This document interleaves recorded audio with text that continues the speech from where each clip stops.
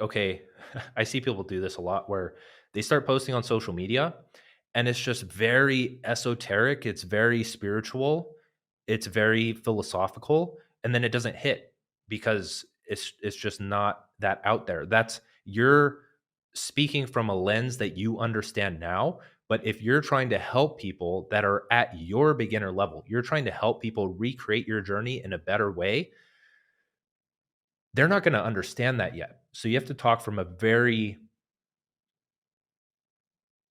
beginner level mind in a sense where the way that some copywriters or writing advice puts it is you need to explain it to a 5-year-old.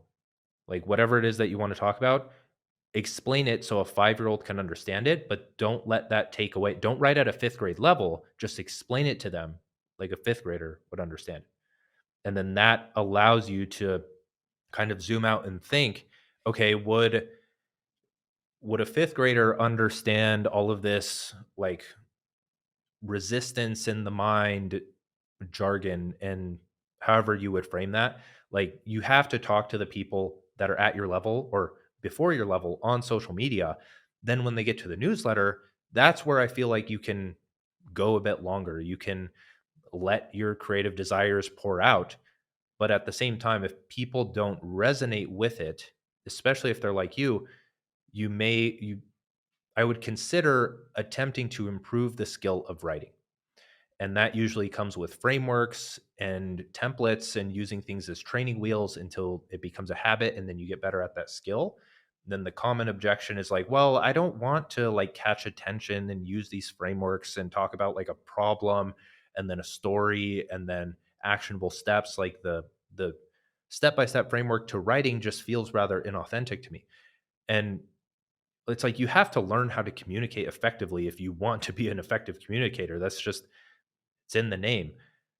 But if you want to impact people, you have to think of writing as not only pursuing a selfish goal of like making more money and talking about what you want to talk about, but you have to think of it, you have to have the selfless end of it as well, where you're helping others and you're okay with changing how you word things so that you can get a very similar message across and it can have more impact at scale.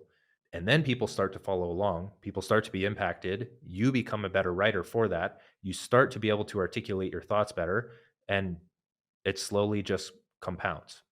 So I'll tie in one more thing there is that solving problems in your life, like problem solving or reversing entropy, as I said at the start, applies to everything. Like this isn't just about, oh, I need to get into the gym or, oh, I need to start a business.